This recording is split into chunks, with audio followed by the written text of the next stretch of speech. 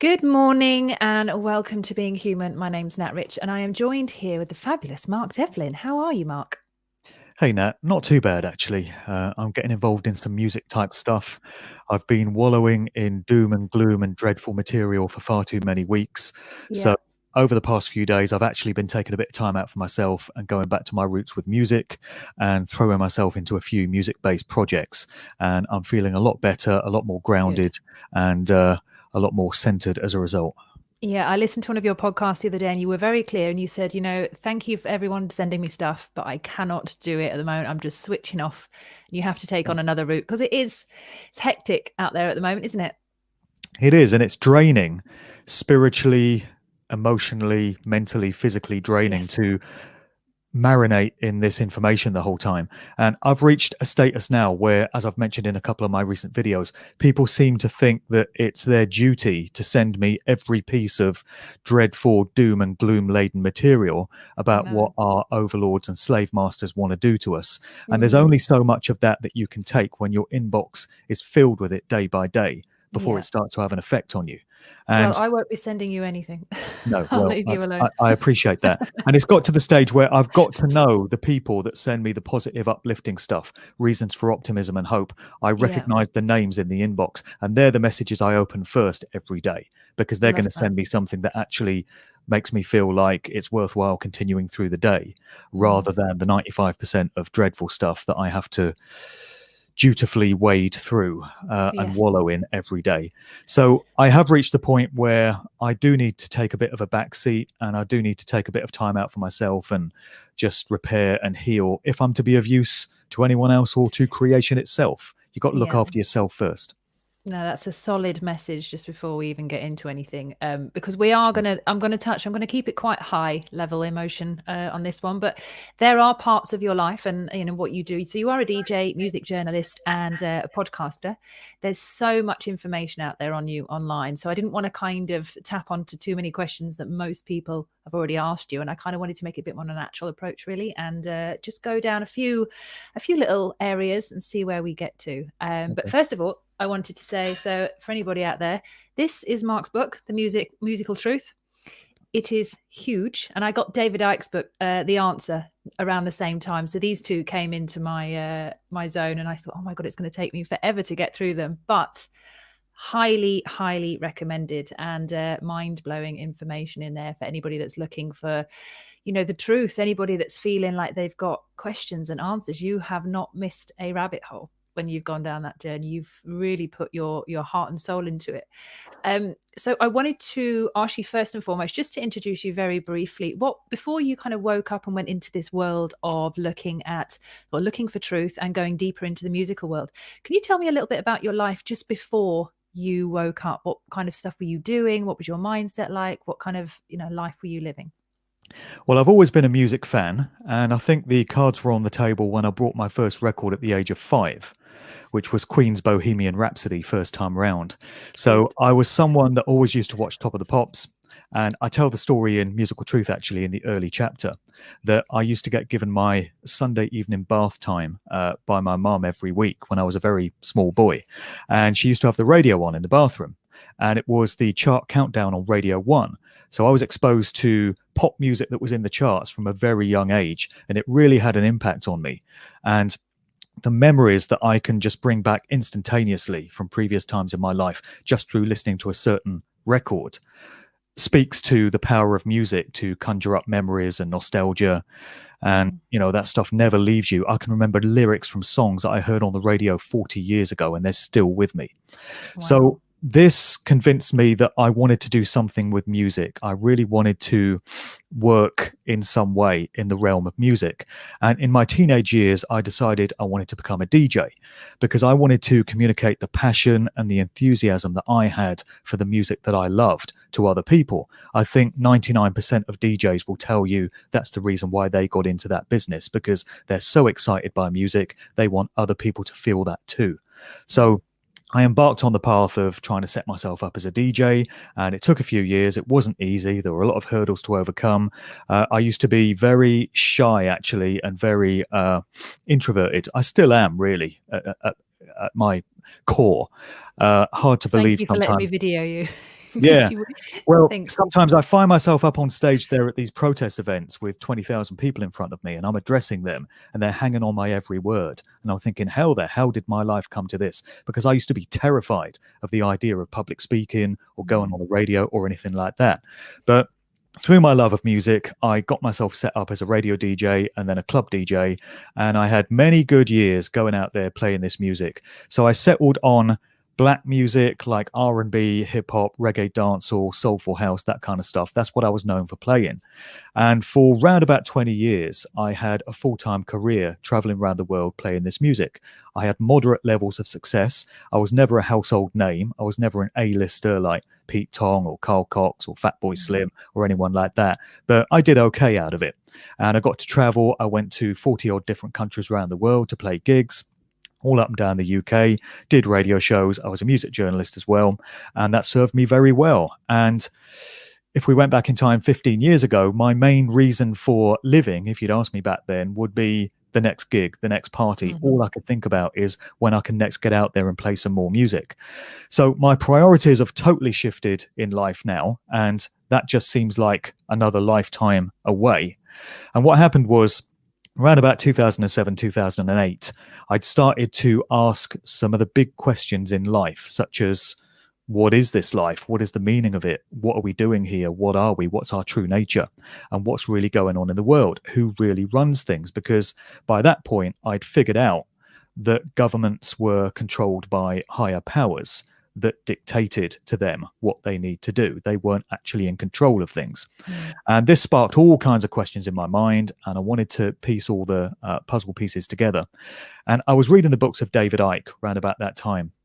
And by the time I got to 2010, everything had kind of coalesced and come together, and there was a point where I could just see the big picture. It's like everything snapped into place. Suddenly, the last puzzle piece was put in the jigsaw, and I got it. I got how this world is structured. I got how life seems so unfair and so unjust, and there's suffering and there's inequality everywhere because there's supposed to be. It's by design. It's not accident. It's not random that these things happen. It's structured to be that way. And I finally understood this. And so in 2010, it's probably the same for many other people when they first wake up.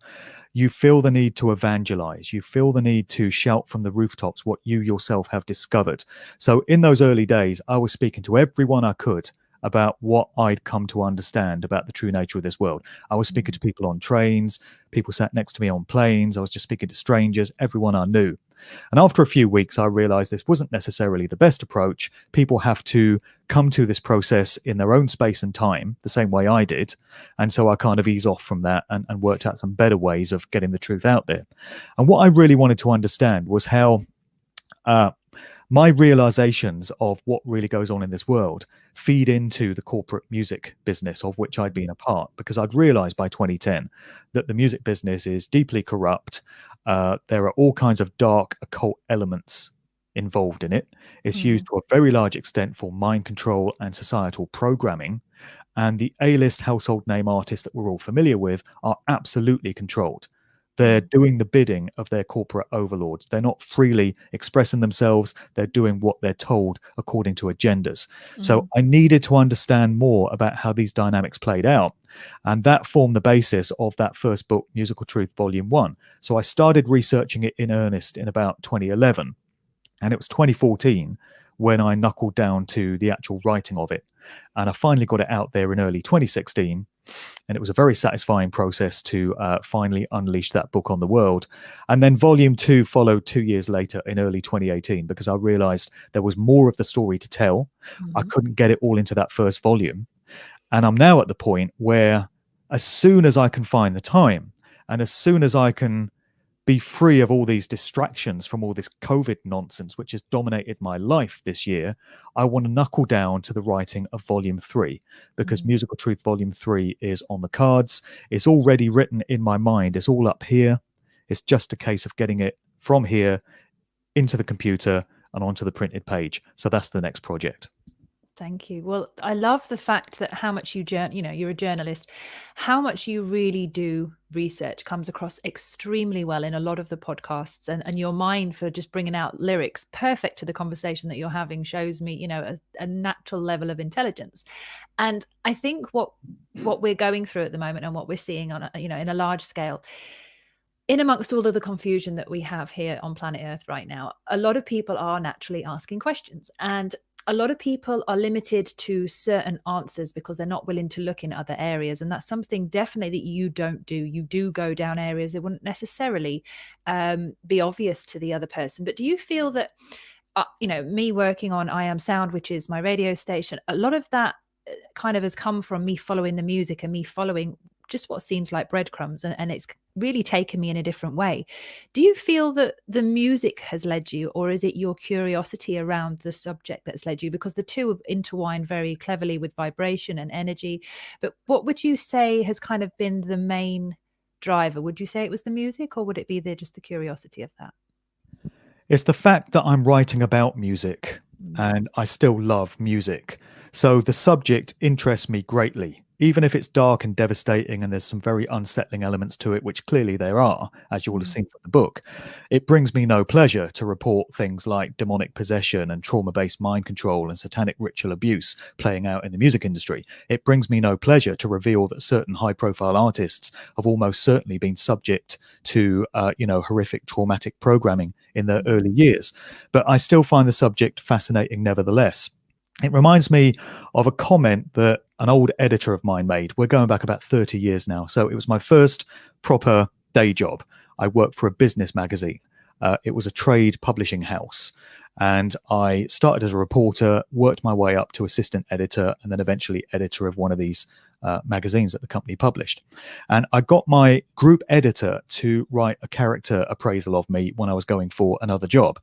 And he said, the thing about me that struck him the most is that when I have my interest and curiosity sparked by something that I find genuinely fascinating, there's no stopping me. I just delve fully into it and immerse myself in it completely. Yeah. And that hasn't changed to this day. So that was a comment that was made 30 years ago. It stayed with me. And I think that's one of the reasons why I've been so intense this year in my research into all this corona nonsense, the scamdemic. And that's why I've reached the point now where I really need to take a bit of a breather, because I've been very intense. It's part of my personality.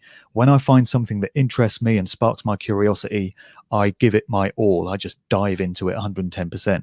So that's what's fueled the work that I've done with Musical Truth. That's why I'm planning the third book now, because it's a massive subject area.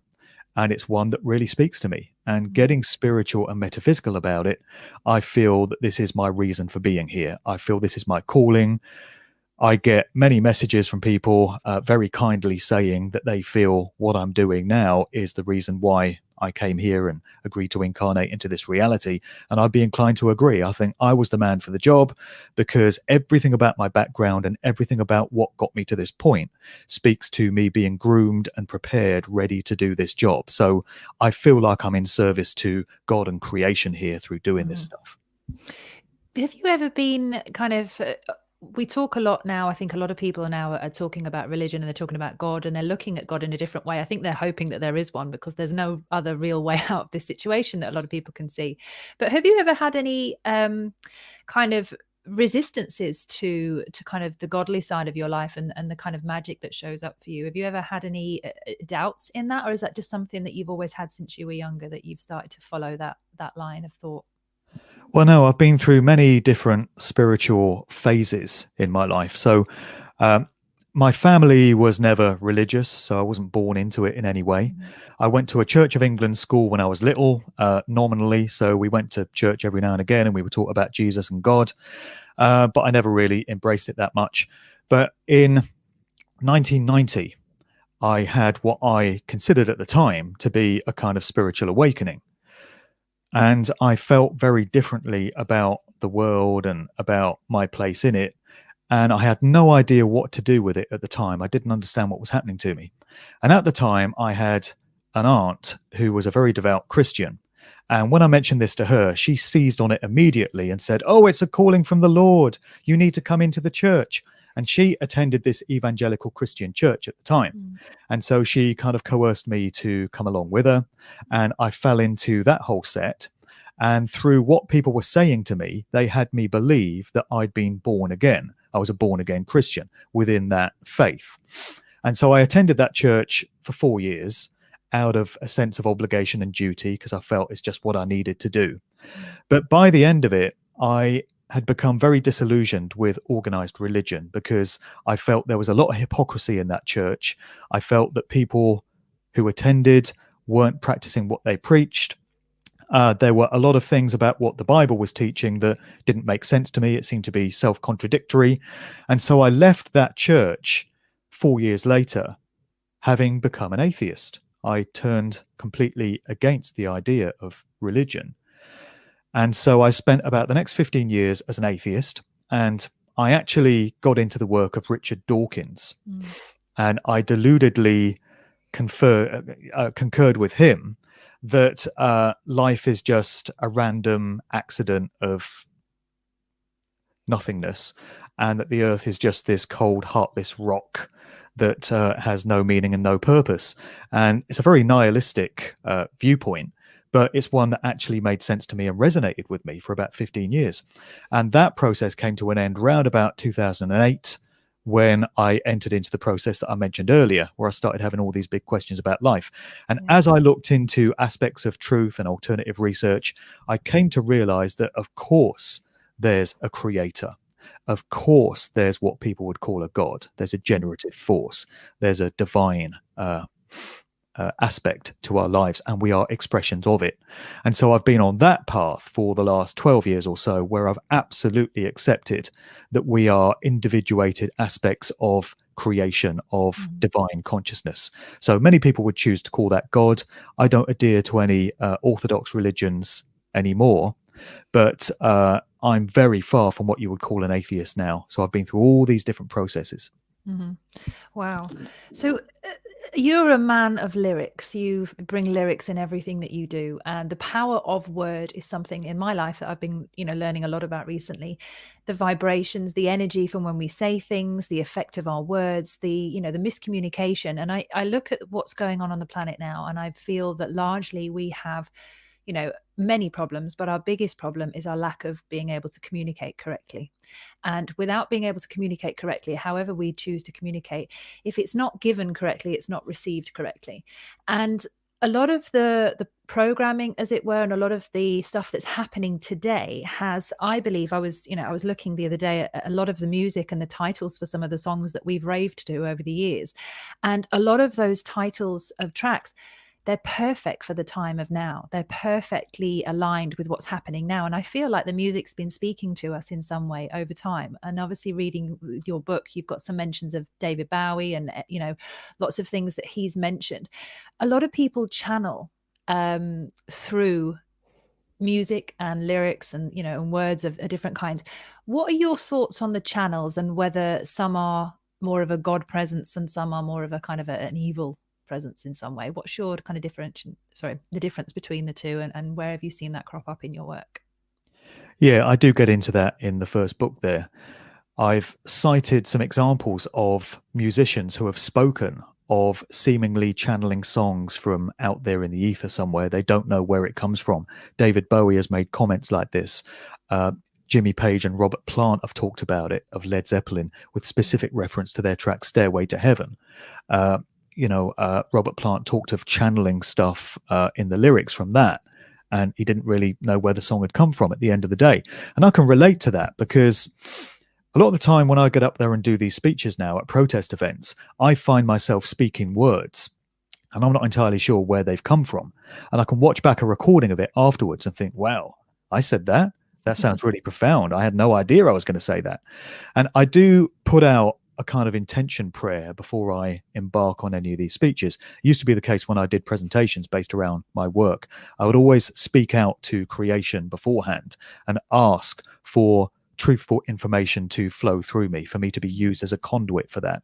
And I would always make the point that I wanted only the one true creative force to be channeling through me, nothing unwanted would be allowed in. I don't want any demonic entities coming in. So I'm very clear and specific about that, because I think what has happened with many of these musicians is because of the dark and deeply occultic nature of the industry, when you really get down to it, and those that run it, they put themselves in a position where they could well be channeling information and lyrics and messages through from some very dark entities. So in the same way that you can be drawing stuff through from creation that is beneficial and benevolent to humankind, the opposite, of course, can also be true.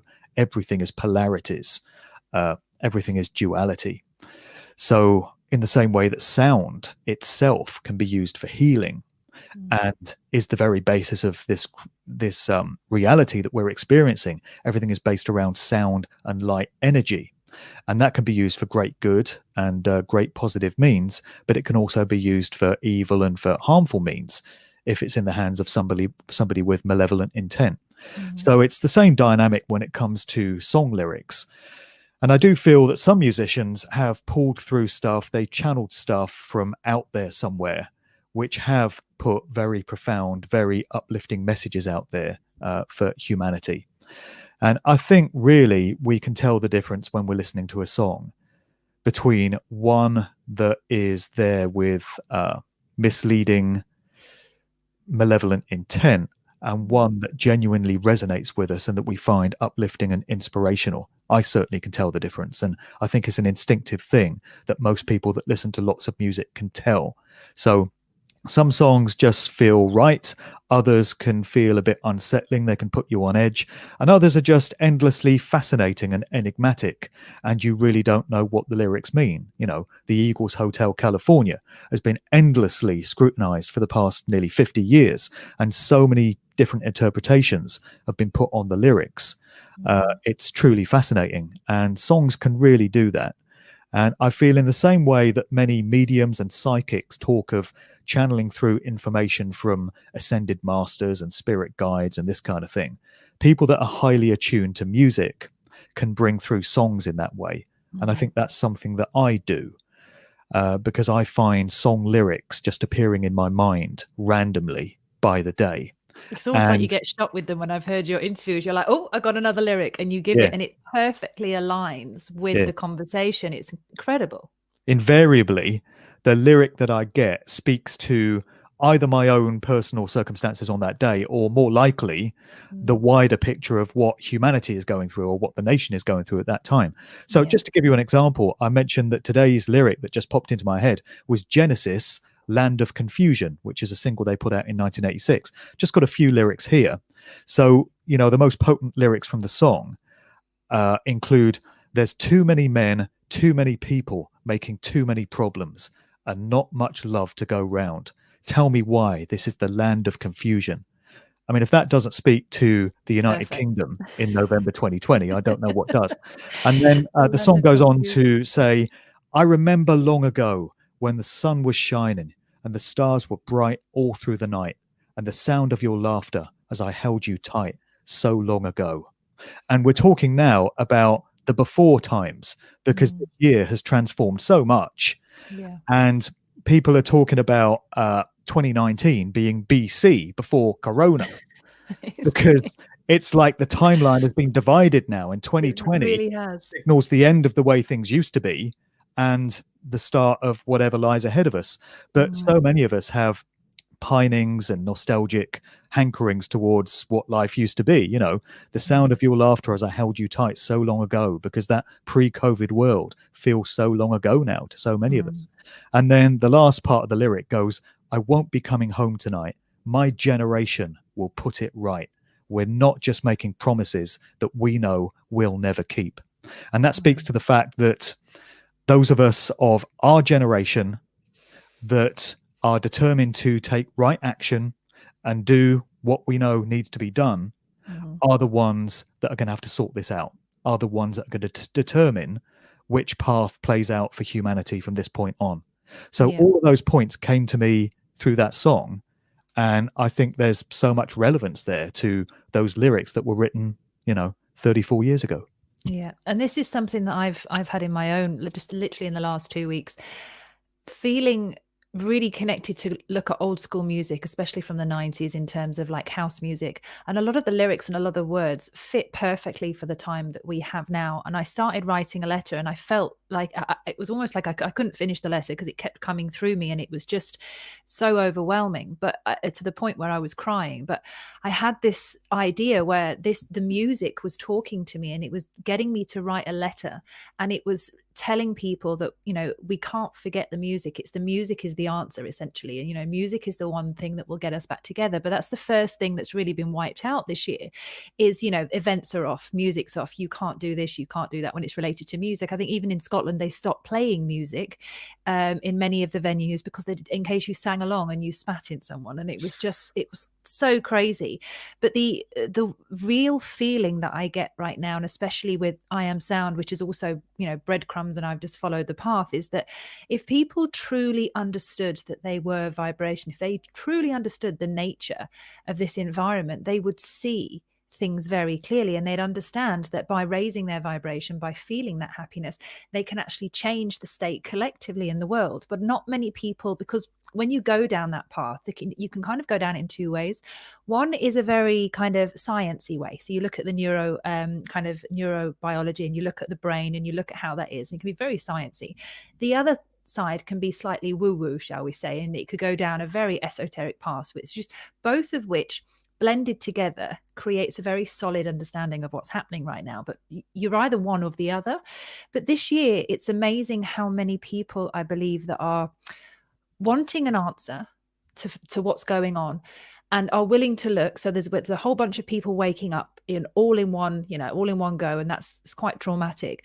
But there's a whole load of people who also feel like something's not right, know deep down that something is screwed, and they ask the questions, but they do not want to hear anything about a conspiracy or anything against them. How many, in terms of like because your network's quite big, how many people do you think now in your network, or kind of a percentage basis, who aren't listening, and how many are ready to step up? Do you think it's quite a lot of people, or is it still a minority on the stepping up part? There's still a long way to go, and I've been consistently frustrated and disappointed this year with how long it's taking for certain processes to happen. Yeah. So here we are, nearly 9 months into the scamdemic now, and it's so frustrating when you've known from day one that this whole thing is a massive scam. I knew from day one.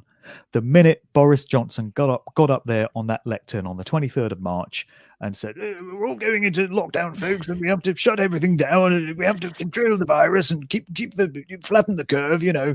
Yeah. I've seen so many stunts from the social engineers of this world that all the hallmarks and all the usual tactics and methods were present there. And I knew from the start that it was one big scam, and it was going to be used to fulfill certain agendas. It's the same as all these false flag terror events we've had that we're told are at the hands of ISIS or IS, whatever they're called. They've been a bit quiet lately, haven't they? Wouldn't you think that a pandemic would be the perfect opportunity for these dastardly terrorists who stop at nothing and, serve their cause and will fight to the death? Wouldn't you think they'd have been causing mayhem and terror everywhere? But no, I guess they've been putting the masks on and staying at home like they're told, like good citizens, you know. But I've known since day one that this whole thing is a scam. So it's very frustrating that 9 months later, it's only now that we're getting large numbers of doctors coming forward and blowing the whistle on it. We've got certain lawyers coming forward now and starting to take action. We've got nurses that work in hospitals that are coming forward to say they've been empty and these test centers are empty, and we've got people coming out and saying the vaccine's not safe and all this. Why was this not happening weeks ago, months ago? Why was this not happening in the spring, the minute they tried to drop this thing on us? So I'm not renowned for my patience. And I do find it difficult to just sit back and wait for things to happen, because I'm just someone that wants things to happen yesterday. So it's not happening anywhere near as quick enough as I would like or I would ever have believed. But clearly the process is underway. And I've had a few personal experiences where people that I've known from the old world, the DJ world, what I did in the before times, who used to criticize and sneer and have a bit of a chuckle at my conspiracy rantings and ravings, and I'm sure they used to think I was quite entertaining with the outrageous things I came out with. But a few of these people have actually come to me this year And they've either shown an interest in the information I've been putting out, and they've been starting to ask questions, and they've said, can you tell me some more about this? Can you point me in the right direction to research this further? Or in some cases, they've actually come to me directly and personally apologized to me for doubting what I had to say. And they've said, I should listen to you. I can now see that everything you've been saying is absolutely valid because I'm seeing it come true with my own eyes, and I should have listened. I'm sorry I didn't. Yeah. And with these people, I'm like, okay, thank you for being gracious enough to say that to me. That's fine. It's all good. Here's some information you need to look at. Good to have you on board. So I've seen that happening. And I was having a conversation last night with a couple of renegade mates. So we've got this thing where we meet on a Tuesday evening, and up until a few weeks ago, we met at a local pub. We were still able to go to pubs. Imagine that. And so we would sit in the corner of a pub and talk about all this stuff. But because you can't go in pubs anymore, we meet in the local bus shelter. So we're like three tramps with our cans of Tenants Extra, you know, and we have our little meetings in the bus shelter. And so we were chatting last night, and we were asking each other, how many people do you think are getting wise to this scam now? And one of my mates said, oh, it's got to be like 10,000 a week. It's got to be, 10,000 or more people a week who are finally acknowledging that it doesn't add up what we're being told by the mainstream media and the government. There are too many contradictions. There are too many anomalies. So much of it is absurd. So much of it doesn't make sense. So much of it is an affront to common sense. And I think it probably is on that kind of scale now. Literally thousands of people every week are acknowledging that the old worldview they held no longer applies because it's full of lies, it's full of deception, and there's more to know here. So that's got to be encouraging. Again, it is disappointing to me how we just have to keep plodding along. It's just like walking through tarmac at a very slow rate. Watching, waiting for everyone else to catch up and waiting for everyone else to finally realize that the BBC Evening News is not telling you the truth. They are lying to you. There are other agendas here. So we're getting there. We're just not getting there quick enough. And another source of disappointment to me, keeping it music based, is how few famous musicians are coming out and saying anything vaguely critical about what the government is doing to us. So there's been a small handful, and I've called out their names many times. Sir Van Morrison, kudos, respect. He's been very critical of the lockdown measures. He's put out songs about it. Noel Gallagher has had some things to say about the absurdity of mask wearing. Fair play. Right Said Fred, who would ever have believed it? But Right Said Fred are coming out and, criticizing what the government's doing. Ian Brown of the Stone Roses, great guy, true musical hero. Ian McNabb of the Icicle Works. And there'll be a few others. Wiley, the grime artist, has had some things to say as well. But very few others. And isn't it amazing that we're entrained to think of musicians, particularly those from certain genres? So if you think of punk, new wave, indie, rock, heavy metal, hip hop, grime, drum and bass. These are genres that are supposed to be a bit edgy, a bit dangerous, a bit anti-establishment. They don't toe the line. They don't follow the rules. They're artists. They're mavericks. They're free spirits. They express themselves. Well, they haven't been doing much of that lately, have they? Because I can't think of any big names from any of those genres that have come forward and got up there publicly and said, this whole thing is a scam. The government's lying to us. Don't believe the hype. Do your own research. They're just not saying it. And it's going to be down to the fact that a great many of them are completely controlled. They're assets of the system. And they realize that if they did come forward and say something like that, they would be in very serious shit because they've had their careers gifted to them. They've had their careers facilitated for them. And it's on the basis that they toe the line, do what they're told, and don't step out of line. They would understand this. There are some of a kind of lower level on the in the pecking order who would have less to fear in terms of repercussions if they were to speak out. But I think many of them are staying quiet because they don't want it to harm their career. They don't want their fan base to turn against them and think they're being irresponsible or not taking the subject seriously or whatever. And I'm sure they've been hanging on thinking, oh, we'll just see this thing out, do what the government says, and a few more weeks, few more months, the gigs can start again and we can go back on tour and all the music clubs can open. And it must be starting to dawn on them now that that's not the plan. The plan is not to have nightclubs open again. The plan is not to have dance festivals on the scale they were on before. The plan is not to have big gigs in arenas and stadiums like there were before. Listen to what Rishi Sunak, the Chancellor, was saying just the other week. And it spoke to the contempt that this government have and the control system have towards the arts, towards anything creative, towards the music scene. He was saying to musicians and artists of all kinds, you should retrain for new careers. You should think, long term, you're not going to be able to sustain a career as an artist anymore. Yeah. And this is the war on joy that I've addressed in a few of my videos recently. Yeah. So the demonic entities that are doing this to us, the architects of this COVID plan and everything that it feeds into, the World Economic Forum's Great Reset, the United Nations Agenda 2030, and all these other agendas that this whole thing is designed to fulfill. These people, if we can even refer to them as people, because I just see them as subhuman, because to be referred to accurately as a human, you have to have all the tenets of humanity intact. Yeah, empathy, you have to have some spirituality about you. Yeah, some connectedness back to source. And these individuals are just joyless, grey, boring automatons, devoid of all life, devoid of all pleasure, devoid of all joy, devoid of all happiness. And they're trying to get us to be like them.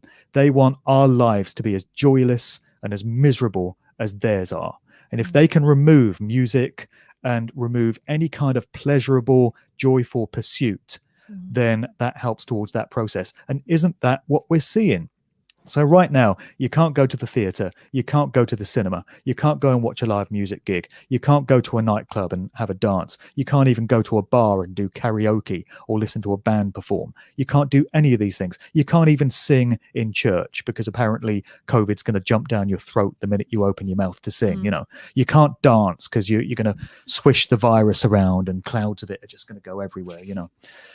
So it's a war on joy. It is. And it's a war on art and it's a war on culture. Yeah. There's a part of me that I keep asking, and it's a question that I have for nearly everyone I know. What is your tipping point? And what I mean by that, and a few of my other friends have actually been asking that for their friends as well, because everybody's got their own tipping point. You had your awakening. Many people have their own in some way. But this year, whether it's an awakening or not, there's a barrier that it's going to push past. And it's going to be like, wow, I can't do this, and this. And that's okay. Hell no. There's a point in everyone's life that will come down to it where people will actually say, no more. And that's different for everyone. Some people, it's a forced vaccination. Some people, it's the fact that they can't rave anymore. Some people, it's the fact that they've got to wear a mask. The big one, I feel, that's really going to kind of shake up. I'm not going to say wake up. I'm going to say shake up. Waking up's quite peaceful in comparison to what's coming, I believe. But the shaking up is going to be this forced vaccination scenario. And this is where I wanted to segue. And I've listened to a lot of your stuff about common law, about natural law. And I've recently been starting to do a common law course, and I'm understanding the power of our words. And what I mean by common law, for anybody that's listening, is they're natural laws of mankind were originally set for all humans on earth. But we also have a legal system that sits above the natural law, which we play into. So, for example, on your driving license, you would have your name on your driving license. That's actually known as a title. And that title is not you. It's not a human being. It's usually a piece of card with your name on it. And it's that piece of card with your name on it that is in the system. And that is you playing in the legal system. But there's also natural rights for human beings, which are now becoming more aware of. I know you've done some interviews with, I forgot the gentleman's name that you did, that's taking the court case. Yeah, exactly. There's some phenomenal information coming out now that people are waking up to, that I'm studying, that other people are sharing the information of, is that we actually do have a right. Now, this is not just about learning how to tell a policeman to go and do one and how to not get arrested or how to not pay your council tax. This is way bigger than that. What we actually have is a responsibility as a human to live in our truth. And our truth is divine. It comes through us at every moment. We can either be in flow with that or we can be ignoring that. Now, if we're in flow with that, we're in God's law. We're protected and we can maintain conversations. We can come from loving places. We can be calm. We can set our boundaries. We can say what we want and what we don't want to experience. But if we come from fear or sarcasm or anger, that's when it becomes hard for us to state what we actually believe we have a right to. And that's where we have a confrontation with our legal system. And the problem that I think at the moment that we're experiencing, Mark, is many people are waking up, but they're waking up in fear, and then they're going to go and run for these rights, and they're going to realize that they do actually have them and that they do exist and it is our law. But the delivery of those rights is going to be the downfall, because you have to deliver your truth calmly. You have to learn, this is when I talk about the communication, have to bring it down to how you communicate what you think is right for you at that time. And this is where music comes in, because when you listen to a piece of music, you're happy, you're joyful, you're in a good space, you've shared, you're connected. But with no music and no events and no society where you can find your joy, like you said, it's a war against joy, you automatically feel terrible, which makes you more, feeling more angry, which makes you feel like you don't have any power. And then when you do try to exert your power, you're limited because you actually you don't have the joy to go with it. You don't have the greater sense of love and calm and compassion. And that is what I think people are actually trying. I'm going to say people, but these humans, whoever they are trying to bring down every part of us, because they know about the law. They know that there's a difference between natural law of mankind and the legal system. And when we find out about that en masse, it's our duty to ourselves and to those who come after us to put that law into place.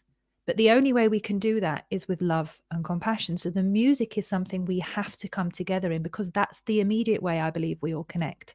And you've had a conversation many times about this natural law.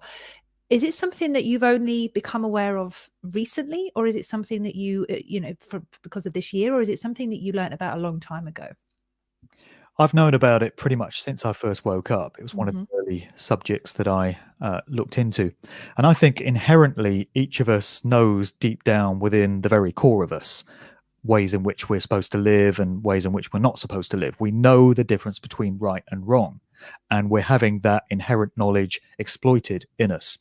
So we don't need to be told that you shouldn't harm others. We just know it. We know that that's the correct way to live. We have consciences inbuilt into our humanity. That's one of the reasons why with these so-called elite types, they get subjected to satanic ritual abuse and trauma-based mind control from a very young age, because they're trying to break that aspect of their humanity. They're trying to turn many of these people into psychopaths, so that when they get put out there in the world in whatever role has been designed for them, whether it's a politician or a musician that's going to have great influence on large numbers of people, or a Hollywood actor or business leader or a religious leader or whatever it is, they've already had that part of their inherent humanity broken. And they can no longer relate to the empathy and the compassion that everyone else in society has. So you mentioned common law there, and that is very closely aligned to the natural rights of free, sovereign humans.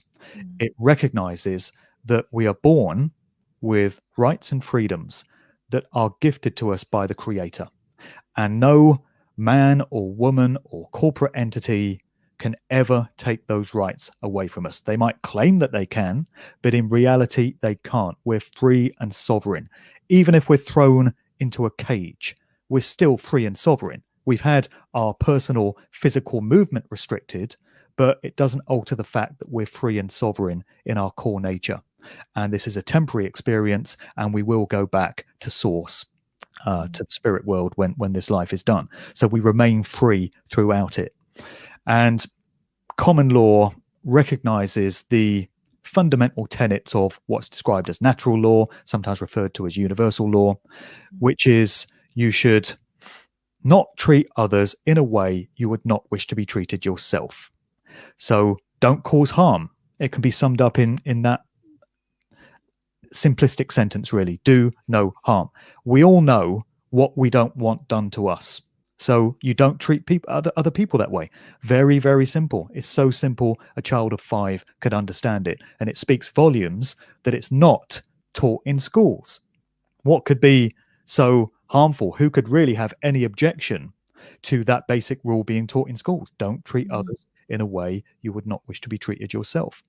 So the number one right in creation is to be left alone. That's it. And isn't that the way most of us just want to live our lives? Most of us have no interest in dominating or controlling others or causing harm to others. We just want to be left alone to live our lives the way we choose to live them, so long as we're causing no harm to another. And that's what we're having a war waged against right now, our right to be left alone. Because we're anything but being left alone this year. We're having every aspect of our lives intruded upon. We're being coerced. We're being put under duress. We're having all manner of harm done to us when we've done nothing to warrant it. And it's a war by those that are perpetrating all of this against natural law and against our inherent rights and freedoms. So common law, as you've pointed out there, is seemingly the remedy to what's being done to us, because it is the highest law in this realm of existence, because it's more closely aligned to our natural rights and freedoms than any other kind of law. And the law that is practiced in the courts of the land, that police adhere to and that governments adhere to, is maritime admiralty law, which is, of course, a fiction. It's a construct. It has no basis in reality. It relies upon us being viewed as corporate entities. It doesn't view us as humans. It doesn't view us as free sovereign beings. That whole so-called legal system is based around corporate entities, and it's all done for profit, and it's all completely phony and completely fake. And yet most people, because of the way we've been conditioned and programmed through our lives, consider it to be valid and consider it to be applicable in our lives.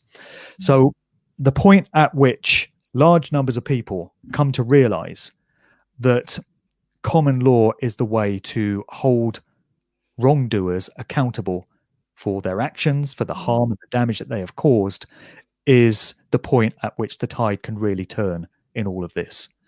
So there are a number of cases that are being brought against the governments of the world and against different organizations now through the common law system. We have yet to see any great recognizable successes in this, because it's still quite early days. But I'm holding out quite a lot of hope that we can see some of the results that we want to see through this system being understood by many, many more people and put into action. Yeah, there's a slight difference between common law and the natural law of mankind, and I want to be very clear on this for people who are listening. The common law is our right here as humans on the planet. It's basically something that we can go against the legal system with.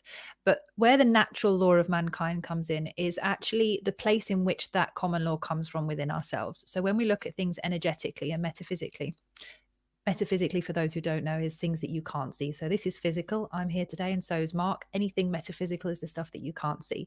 But the difference between the two is that if you were to get stopped by a policeman and you knew your common law rights, so you knew the correct language and the terminology that could get you out of being arrested, that is one part of common law. But the natural law of mankind is actually where you come from within. You actually already energetically believe and know and hold to be true that you have done nothing wrong. And when you speak from that place of certainty with love, that is the place in where nothing can happen. But when you engage in common law with arrogance, or you engage in common law with anger or frustration, things don't necessarily energetically go in the way you want them to, because you're not coming at it from a place of love. And there's a very big difference between the two. So there's a lot of people out there now who are putting these cases forward, and they're slow in their uptake. And that's largely because energy isn't used in the right way. So if you really knew, if you look at, for example, you look at David Icke, for years when people have said to him, oh, you know, why haven't you died, or why haven't they taken you out? And he's like, because I know. He's holding it to be absolutely true that he cannot and will not and never will be affected by the opposition, because he knows it to be true in his divine right as a human being, as a man here on earth, that he himself is able to do as he wishes. And he's sung that song for 30 years and he has it down to a T. Now, many people will go out there and learn common law, and it's fascinating. And I'm understanding all the different words, and even the words that we use. A statement is not actually a statement that we say. It's actually, the word state is when you actually put somebody else into a state, and the word meant is mentality. So you're changing the mentality of someone when you speak to them by giving them a statement. And that energetically has a difference in the language that you use, in the knowing what you're about to do to someone by the very energy that you're going to use coming out of your mouth. So there's a whole other angle to it, which is slightly more esoteric, ironically enough. So even if you want to go down the common law route and you want to stand there and say, I am a man and this is my right, without stepping into the spiritual aspect and the energy aspect and the esoteric part of it, doesn't mean that you're always going to get away with what you want to get away with, because whether you like it or not, waking up is part of a human experience, I believe. And the spiritual aspect of really understanding the energy of it is unavoidable if you truly want to use your common rights. And that's how I think a lot of people, Mark, that I've been looking, a lot of people are going to wake up, because that will be their tipping point. That in itself will be like, oh, well, I have to look at this stuff now and I have to get spiritually aligned, because you need to be energetically aligned with your truth, and you need to understand the power of the words that you use, and need to know that just by your thought alone can have an effect on the outcome that you're trying to create. So if you align with all of that, you are essentially, on your path, waking up as a spiritual being. But there's a lot of people that are just trying to use common law as a means to go against something, which can slow things down, but it isn't necessarily all into alignment. Would you agree with that? Yeah, a lot of people are trying to use it to get Matt Hancock and Boris Johnson arrested, which in my book is no bad result to aim for. I'm all for that. But yeah, when you enter into the realm of common law, you have to know how to speak, as you were saying just there. You have to learn the correct words and phrases, because the English language has been weaponized and it has been used against us. And so often when we speak, we don't understand the true meaning of the words. Understand is a good example, which I've caught myself using a couple of times in this conversation. I try not to use the word understand, but a lifetime of programming in a court system or in a police scenario. If you're asked if you understand something by a judge, for example, they're asking you if you stand under their authority, and if you therefore bow to them. And if you answer yes, I understand, you're not saying I comprehend, I get your meaning. You're saying I stand under your authority, which is not a great thing to do. So you have to learn how to speak this stuff. You speak words to action. You speak power. And the problem with common law is somebody could be very well versed themselves in knowing how to conduct themselves, knowing how to speak, knowing what their rights are. But if you encounter the average rank and file foot soldier, thug, policeman who wants to get you on some statute or some, bill or other, and quotes this to you, if you start speaking in common law terms to one of these characters, they're not going to understand what the hell you're talking about. Comprehend what the hell you're talking about. And they're just going to want to throw you in the van and take you down the station and throw you in a cell, because they think you're being insolent and they think you're trying to resist their authority or whatever.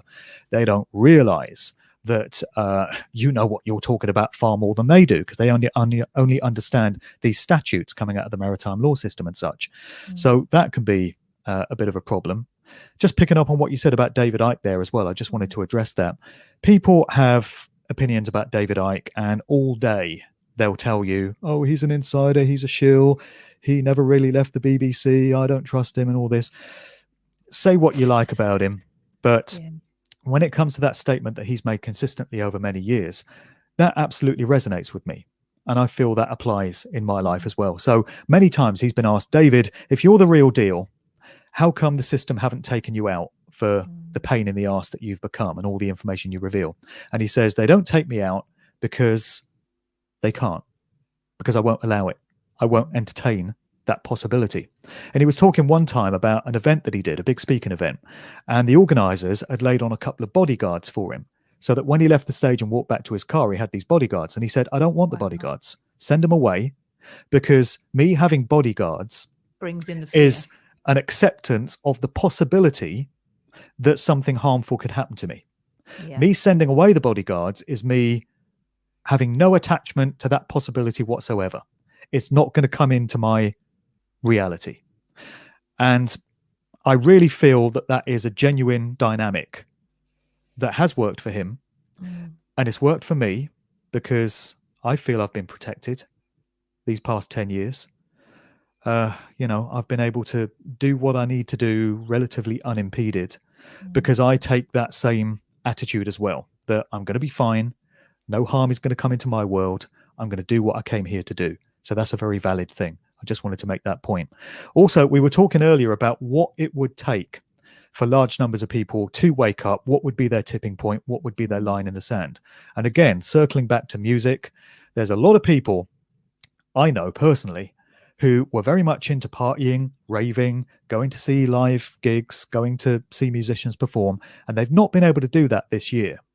But they've had all their hopes pinned on summer year. 2021 being the one. And I've seen conversations on Facebook threads and such, and people have said, well, it's been a tough year, but we just got to sit it out. Next year, we'll be back in Ibiza. The clubs will be open. The festivals will be back on. We can go to the gigs. And they think it's all going to come back next year. Now, if we get to summer 2021 and none of that has returned, and we're still being fed all these bogus scare stories and all this propaganda, there's going to be legions and armies of music fans who are going to be mighty pissed off and are going to be forced by that point to acknowledge that there's far more going on here than they thought. That's going to be a phenomenal force going up against the control system as and when those times come around. Totally agree. I had that conversation the other day. It's so, I get uncomfortable when people talk about 2021. I really do, because I hope I am wrong. I hope every single part of what I have come to learn and know, I hope it's not true. And we are rolling around at our next festivals, in the summer of 2021. I really no do masks, hope that. no distancing, no masks, raving, no distancing. Everyone can hug and kiss and do what the hell you want. I just feel within the gut and within my soul that we have to do something in order to make that happen, because it won't happen naturally and we won't come back into the same kind of life we once just left.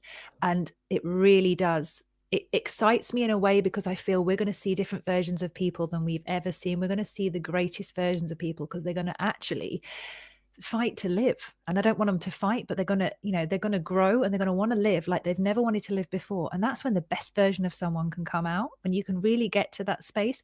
These people who at the moment don't really get it or are just not engaging in it, which is okay if that's where you want to be, that's your particular position. But the best versions of us come out when we're under pressure. And not that I want to bring on more pressure, but I do want to bring on better versions of people. I want as many of the best versions of human beings we can get on the planet, and I want them here ASAP, like yesterday. But I know that we have to keep doing what we're doing, the interviews like this, and helping people, and just really not trying to wake people up, but just trying to share the information from a place that can be accepted. So what I mean by that is, don't force your information into people. Don't bombard them with a million text messages or WhatsApp or, continuous notifications. Just say, are you happy to have that conversation with me right now? Is there anything you want to talk about? Can we go into that? Or do you want me to send you any information first and foremost? Because that way you're communicating in a way that they can accept. They can say yes or no, and they'll be coming from a different place. They'll be coming with more questions, because they'll be in a space where they feel like they're learning. They're not being taught, and it's got to be this way and it's got to be that way, because curiosity comes when you're actually willing to learn. And if they're not willing to learn, you're never going to teach them a thing. Yeah. And in the same way that you get the best version of people when their backs are against the wall and when they're under pressure, it's always been that way with music and with songs. Some of the most incredibly touching, emotional, inspirational, uplifting, resonant songs in the history of music have been produced by artists in conditions of duress and hardship and suffering. Whether it's been written during times of war, or whether it's been written by people living in oppressive conditions in some ghetto somewhere, living in poverty, living in all kinds of challenging social situations, it seems to bring out the best in musicians. They produce their best material when they're under pressure. Yeah. And it's that way with every expression of our lives. When everything's comfortable and everything's hunky-dory and everything's going well, you have no reason to be overly creative and overly expressive. But when your natural ways of life are being threatened, and when things aren't that comfortable for you, And when you're a bit on edge, that tends to bring out the most creative, imaginative elements of people. And we're going to see that play out, I'm sure, as things continue, whatever next year looks like. And I share your hopes that we're wrong in predicting hardship next year. It would be a beautiful thing to be able to return to our natural ways of living, our joyful ways of living, just being able to express ourselves fully, the full range of human emotions, being able to be social with people again, just being happy and expressive. I would love nothing more than for that to be the case. But we're going to see, aren't we? Either way, we'll know soon enough how this whole thing is going to play out. Indeed, we are. Well, I think we'll leave it on that positive end that we all have the power to be able to change this if we're wanting to, willing to, and, you know, the answers will come, the solutions will be there. And it's people like you, Mark, that make me very happy, and you do great research. And as again, I'm going to show your book one more time. Go get it, everyone. It's amazing. It's Musical Truth. There's volume 2 as well. Yes, there's volume 2 as well. Don't give me anything else to read this side of Christmas, please. I'm already getting through it. But this has been really good. Thank you. And before you go, can you please tell everyone where we can find your stuff? I will have it underneath as well, but just let people know where they can hear more of you. Sure. Well, I've got a main website, which was put together for me by a guy from America earlier this year, my new webmaster. He reached out and offered to construct a new website. He's done an awesome job. Very, very grateful for that. So that's all at djmarkdevlin.com. So that's like a one-stop shop. You can access all my videos from there. You can get all my podcasts. All my material is accessible from that point. My YouTube is youtube.com/markdevlintv. And I put regular videos up on there each weekend, giving my thoughts and reflections on things. Got a few things to say this coming weekend. All my radio interviews go up on there as well. So that's Mark Devlin TV on YouTube. Musical Truth Volume 3 will be coming as soon as I get the time to write it. So I'm kind of earmarking 2021 as the year where I get that book written, with a view to it being out in early 2022. So other than that, just want to thank you for a great chat today. You're an awesome host. And I really enjoyed the places we went with this conversation, which differed from most of the other interviews I've done this year. It's nice to just discuss some different things from time to time. Thank you. Well, you can see from the glow on my face, I'm very happy. I'm just like, I've been waiting for this interview. We were meant to do it last week, weren't we? And I couldn't, unfortunately, but I'm glad we waited, and I'm glad we've got you in. And there's, as I said, there's so many other things I want to talk to you about, but we'll just leave it here for now. And hopefully we'll have you back at some point. And also, just to let everyone know who's listening, is Mark's going to be joining our radio station for I Am Sound as well. So we're going to get some of Mark's music on there as well. And we're going to be doing hopefully another interview with you, more about your music style and all that kind of background as well, which would be great if you accept. And you can go to check out www.iamsoundacademy.com for more. And if you want any more information from me, the links are below. But for the rest of you, thank you so much for listening. And if you have any questions, please make some comments. Thanks for now. Bye. Cheers. Bye. Yay, that's amazing.